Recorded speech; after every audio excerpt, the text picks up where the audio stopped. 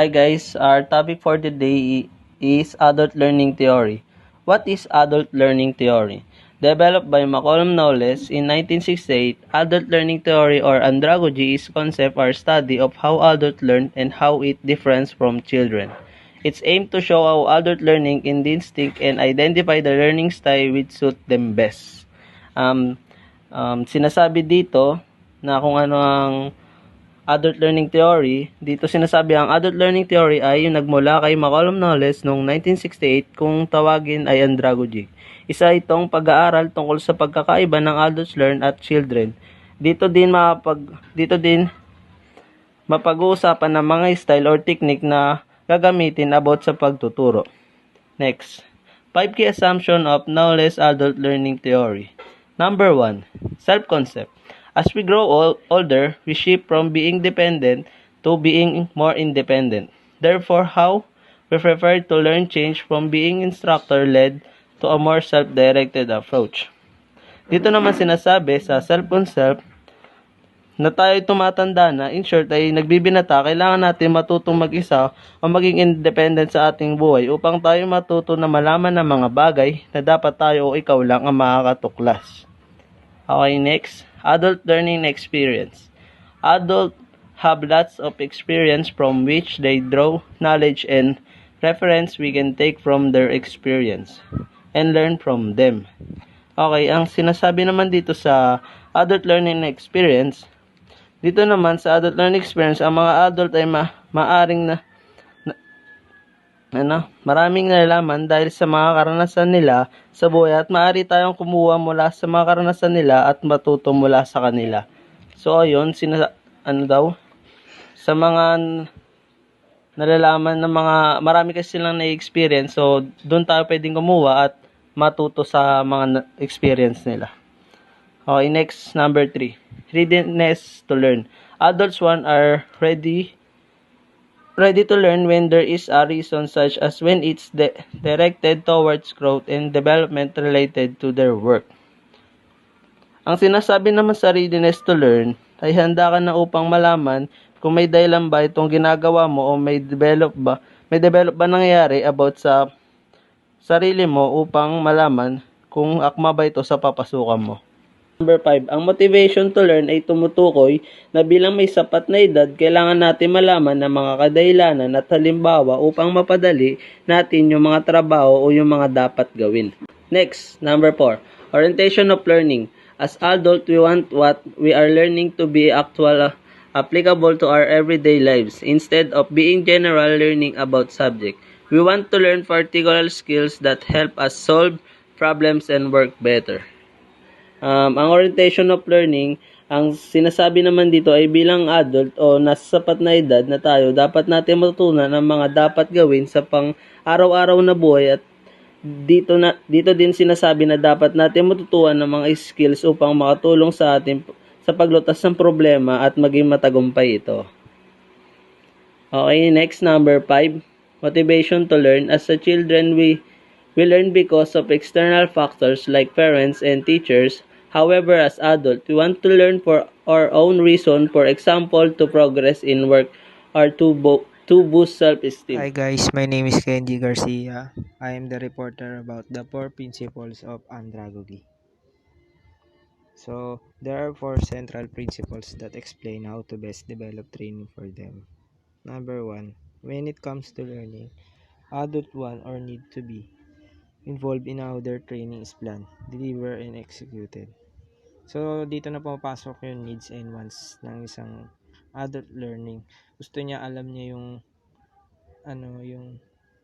kung ano yung plano dun sa training niya, kung paano i-deliver and paano i-execute yun. They want to control what, when, and how they learn. Number 2, adults gain more when they can pull past experiences into the learning process. They can draw on what they previously known to add greater context to their learning.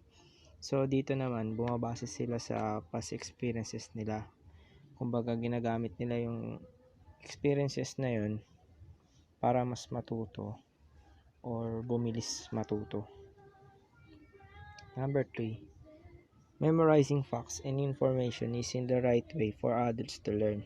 They need to solve problems and use reasoning to best in the information they are being presented with. So, dito naman sinasabi na di sapat yung pag-memorize para matuto sila. Kinakailangan nilang i-apply yun sa sarili nila, maranasan, o kaya naman ay intindihin talaga yun. Number 4. Adults want to know how can I use this information now? What they are learning needs to be applicable to their lives and be implemented immediately. So, kung paano daw nila magagamit yung mga information na natutunan nila, dun pumapasok na yung curiosity dun sa how can I use this information now. So, kaya yung dapat ituro sa kanila ay yung dapat na-apply nila sa buhay nila o sa pang-araw-araw nila. So, dito naman tayo sa apply adult learning theory to your corporate learning. So, meron dito mga tips toward using the theory in your e-learning. Number 1, analyze your learning with the theory in mind. 2, collaborate on the learning you're providing. 3, enable self-directed learning. So, yung ginagawa natin ngayon, self-directed learning yan. 4, use real-world learning examples. 5, let your learners figure it out themselves. And 6, experimentation is key. Hello everyone, my name is Sherina Paula Garcia. My topic is all about 4 learning theories in adult learning. So the first theory is action learning. It is a common term used when referencing adult learning in the business world. It is an approach of problem solving that involves taking action and reflecting on the results. So when we say action, meaning merong need aksyonan or bigyan ng solusyon. So in this adult learning theory, natutulungan ng adult learners sa pag-approach at pag-solve ng problems. So, it is merely a way of formalizing the learning process, giving it direction and structure and guiding us to implement our learnings the next time we take action. And these results help improve the problem-solving process as well as simplify solutions developed by team. So the advantage of action learning is that this process is used forming groups. So it can be done by group of people. So one of the disadvantages of this adult learning theory is that there may be a constant struggle within the group between accomplishing their task and learning from it. So, di naman natin maiiwasan ang di pagkakaintindihan sa isang grupo. So, the next theory is experiential learning. It is a learner-centric and operates on the premise that adults learn best by experience. In other words, learn by doing. So, sinasabi dito na mas natututo at mas naiintindihan natin ang isang bagay kapag tayo mismo ang experience nito. So, for example, sa course natin na Hotel and Restaurant, mas natututo tayo kapag tayo mismo ang pinagbe-bake at pinagluluto kapag may laboratory tayo. Kasi nandun yung discoveries. An advantage of experiential learning is that it builds on experience of adult learner. So, ayun nga, nadadagdagan yung kaalaman natin at yung experience natin through hands-on activities. So, experiential learning does not take into account the differences in cultural experiences or conditions, and it may not help to understand as well as explain change and new experience. Ang disadvantage naman ng experiential learning is kapag may changes, mahirap na ito i-adapt sa nakasanayan at nagkakaroon na ng confusion. Next theory is project-based learning. Adult learners work in groups to solve challenging problems that are authentic and often cross academic boundaries. So, in this adult learning theory, the students acquire a deeper knowledge through action, exploration of the real-world challenges and problems. Need ng collaboration ng members ng isang group para mapadali ito. May brainstorming na nagaganap o sharing of ideas kaya't malawak ang pagkatuto sa project-based learning. At napupush silang mag-exert ng effort para makagawa ng relevant na sagot sa research. An advantage of project-based learning is that it gives the adult learner a chance to work on real-life scenarios that would be improbable on a real scale.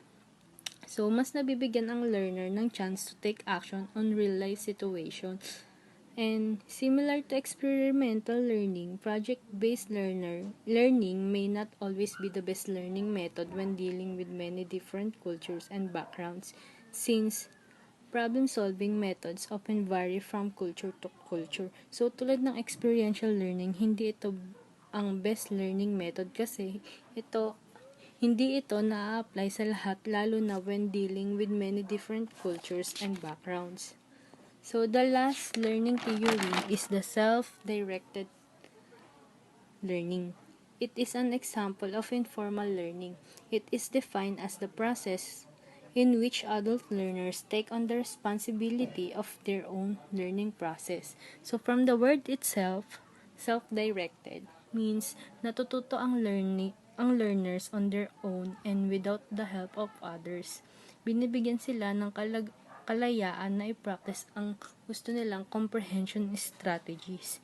In this learning theory, learners connect their background knowledge and schema. So next, ang advantage of self-directed learning is that it is easily integrated with the daily routines of the learner. It can be triggered by an internal or external motivation.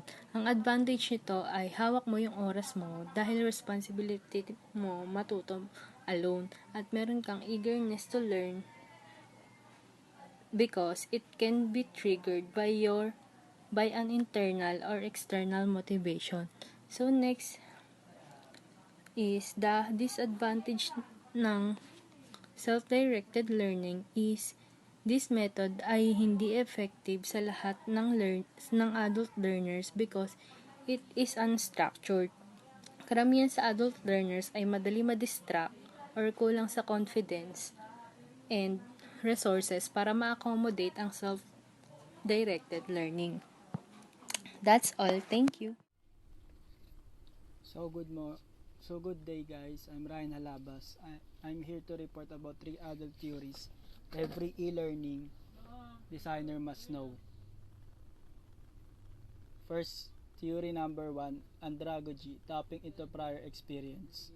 1. Need for knowledge. Adults need to know why they should learn. So dito kung bakit kailangan gawin to para matuto. Next is motivation. Adults are driven by internal motives. They will learn if they want to learn. Siyempre, kailangan nila ng motivation para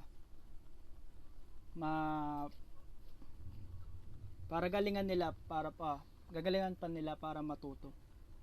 Number 3 is willingness. For adults, the willingness or readiness to learn comes from perceiving the relevance of the knowledge. Kailangan dapat gusto nila yung ginagawa nila, hindi yung napipilitan lang kasi kung napipilitan lang sila kahit anong gawin nila, wala silang matututunan kasi hindi nila gusto yung ginagawa nila. So kailangan willing silang matuto. And next is for foundation or experience. Adults bring with them rich reserve of experience that form the foundation of their learning. As an instructional designer, you should tap into their experience. Dito naman, kailangan din nila na may experience para mas lumawak pa ang kanilang learning. Next is self-direction. Example dito yung pagbibigay ng report ng mga prof. So, ang gagawin ng mga learners, ipag-aaralan nila yung binigay sa kanilang topic and then ire-report nila. And last is orientation learning. Task-oriented learning exercise, problem-solving ability, adults learn best when they do. Dito naman, may papakita kung hanggang saan nanggaling na isang learner by giving them a task or a problem solving. Yun lang po. Theory number 2, transformational learning, revealing perspective to create aha moments. First, identification of a dilemma or a crisis. Dito is yung nag-strive sila kumuha ng sagot hanggang sa lumawak. Pero hindi naman nila alam na habang lumalawak, maling impormasyon na yun na ibibigay nila sa ibang tao. And then second, establishment of personal relevance. Dito, nagmo-motivate sila ng kapwa nila adult dahil na-experience or naranasan na nila ito. And then, number 3, critical thinking. Dito is meron na siyang likhang kaalaman or katalinuhan na pwede niyang i-apply sa opportunity binibigay sa kanya. Theory number 3, experiential learning. Tying reality to create meaning. So first, concrete experience, in short, CE. Sinasabi dito na mabilis siyang makaunawa. For example, is meron discussion and then hindi na sinusulat sa blackboard pero nai-apply sa sarili niya yung sinasabi. Kumbaga, past learner siya. And then si second, reflective observation, in short, in RO. Dito naman is nakabase siya sa ibang tao or kailangan na experience or nakikita niya ito para matutunan niya. And then si number 3, abstract conceptualization, in short, in AC. Dito naman is nagbibigay sila ng mga activities para ma-enhance yung skills natin. That's all. Thank you. Why adult education is important? Malaga to sa mga adult na hindi nila natapos or hindi sila kapag-aral ng kabataan nila. Kasi meron silang kinaharap na hindrance. And para din ma-attain nila yung dream nila na degree and diploma para makadagdag na rin ng kaalaman na magamit nila sa pang-araw-araw. Ang example ng hindrance na kinaharap nila is family problem. Dahil merong internal conflict dun sa family nila, hindi na nila nagawang tapusin or mapagsimula ng pag-aaral. And doon napapasok yung financial problem kasi kadalasan yung panganay magpapaubaya sa mga batang kapatid nila para mapag-aaral yung mga kapatid nila. Minsan sila yung magtatrabaho para magkaroon ng support financially. And importante rin yung adult education sa mga taong gusto ng continuous learning. Gusto lang nila i-improve yung kung ano yung alam nila, and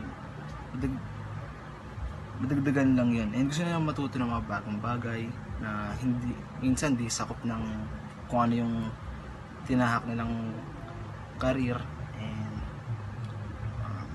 para madagdagan na din yung career na pwede nilang pasukin, hindi lang sa kung ano yung na-take na nila. Importante rin yung adult education para sa mga gustong itaas yung level of attainment ng education nila or career na tinake nila. Like pagtitake ng masteral or doctoral sa iba't ibang field or course. Principles of adult learning. Si Malcolm Knowles, siya yung nakaisip ng concept ng adult learning, and siya yung tinawag niya yung andragogy. Siya rin yung kino-consider na father of adult learning. So according sa kay Malcolm Knowles, yung andragogy ay isang art and science of adult learning. So ina-emphasize ni Malcolm Knowles na yung mga adults ay self-directed and ina-expect na nag-take responsibility sila sa mga desisyon na gagawin nila. Karamihan sa mga theories about adult learning is based on Malcolm Knowles' works. So, andragogy. It refers to methods and principles used in adult education. Next, andragogical. Learner turns to learn by their own with the guide by their facilitator. Yung last, pedagogical. Learners are dependent to their teacher. Their teacher has a lot of authority when it comes to their education. Good day! Ngayon ay nasa huling part na tayo ng lesson. Nalaman mo na ang iba't ibang adult learning theory, ang mga key assumptions, at ang dahilan kung bakit mahalagang pag-aralan ng mga ito. Magtutungo naman tayo sa Principles of Adult Learning na in-identified ni Malcolm Knowles. Una muna, what is adult learning? So, it is defined as the entire range of formal, non-formal, and informal learning activities which are undertaken by adults after a break since leaving initial education and training, which results to new acquisition of knowledge and skills. Ito na ang bagong phase ng pagkatuto ng isang adult, kumbaga more different from being a child student. It is broader. So let us go now with the 6 principles of adult learning.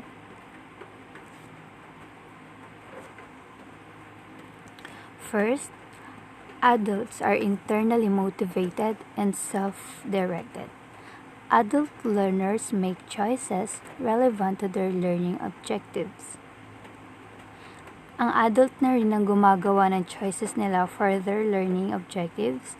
Not unlike a younger learner, it is still provided by the teachers. And these adult students were given the freedom to assume responsibility for their own choices. Second, adults bring life experiences and knowledge to learning experiences. Educators encourage learners to connect past experiences with current knowledge and activities. Kadalasan sa mga educators, ini-encourage nila itong mga learner to connect past experiences with current knowledge. O yung magtatanong sila tapos dapat ang sagot ng learners ay based on their experiences. Kaya naman, educators must know how to relate the sum of the learner's experience to the current learning experiences. Third, adults are goal-oriented. Adult learners aim to acquire relevant and adequate knowledge, and for this reason, intended learning outcomes should be clearly identified. Once na malaman ng educator yung learning goals, nararapat lang na naka-align yung mga activities na ipapagawa niya sa mga learners na to, para naman may connect yung ginagawa nila sa goal na nire-reach nila. Fourth principles, adults are relevancy-oriented. Adult learners benefit by relating the assigned task to their own learning goals.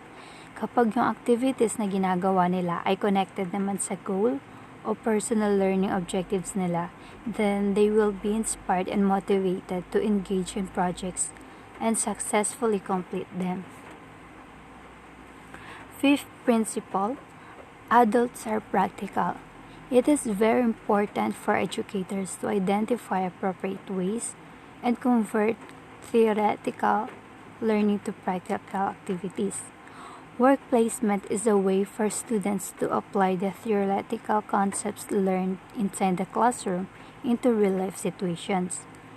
Learning is assisted when appropriate ways of implementing theoretical knowledge in real-life situations is made clear. And for the last principles, adult learners like to be respected. Adult learners thrive in collaborative relationships with their educators. Learners become more productive when they're considered by their instruction as colleagues. When their contributions are acknowledged, then they are willing to put out their best work. So, lahat naman tayo gusto na irespeto. But we could have that thing, of course, if we give respect to others. So, this will be the end of our report. Thank you so much for listening. I hope that you learned a lot in this topic. God bless us!